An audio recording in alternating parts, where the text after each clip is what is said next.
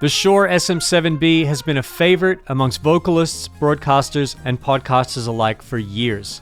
Loved for its smooth and rich sound, the SM7B has a knack for making voices of all kinds sound very good, but it does have one caveat that can make it a little challenging to use, especially when you're in a home podcast situation. And that is that it's quite gain hungry. To get the best out of an SM7B, you really need a preamp that can provide 60 decibels of clean gain. Something that's no easy feat for a lot of audio interfaces. The way around this in the past has been to use some kind of phantom-powered inline preamplifier such as a cloud lifter, a FET or an SE Electronics Dynamite in conjunction with an audio interface. The way that this system works is that the inline preamp adds 20 to 30 decibels of gain to keep the audio interface preamp working in its optimal operating range where the signal-to-noise ratio is least. Shure have seen this problem and raised an elegant solution by incorporating their own inline preamplifier circuit into an SM7B casing to create the SM7dB. The SM7dB preserves the classic SM7B sound, complete with the bass roll-off and mid-range emphasis switches, and the new built-in preamp is powered by phantom power and can be set to provide either 18 or 28 decibels of gain, or if you prefer, it can be removed from the circuit via a true bypass switch. And just to prove that there's no change to the classic SM7B sound when the preamp's bypassed, I'm speaking into the OG SM7B right now with the interface preamp set at 60 decibels of input gain, and now I'm speaking into the SM7dB at the same input gain level with the internal preamp set to off. See? No difference.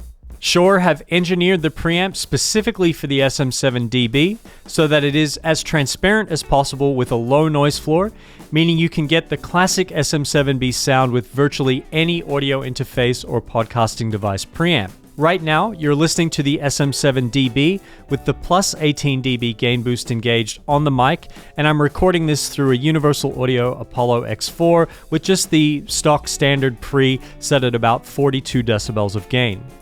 One thing in particular that I like are the two gain levels. Typically, if you're using an external inline preamp, you won't have this choice, so it's a nice feature that gives some flexibility for using the SM7dB with various setups and offers some options when gain staging the recording chain.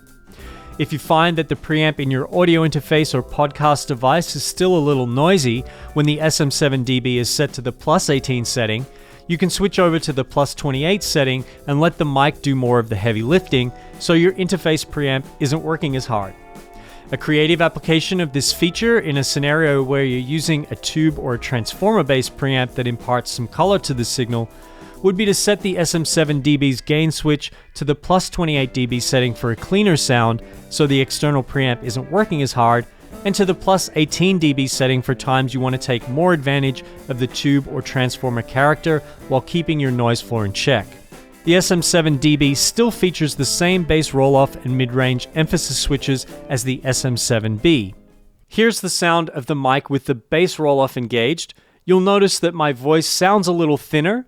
This can be helpful if your voice sounds too boomy, or if you want to try and eliminate rumble from excessive vibrations that are coming through a desk arm. The switch on the right is for a presence boost that adds some emphasis in the mid-range. You're now hearing the presence boost enabled, and it's added some brightness to my voice, making it sound a little crisper. This is worth a try if you feel that your voice is sounding too dark. Of course, you can use both switches at once to completely alter the standard wide and flat frequency response.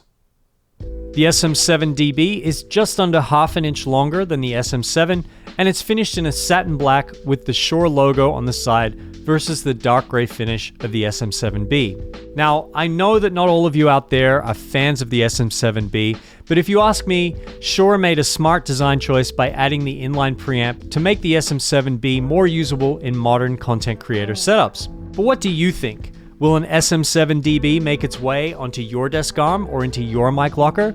Let us know in the comments. I'm Andrew from B&H, and I'll see you in the next video.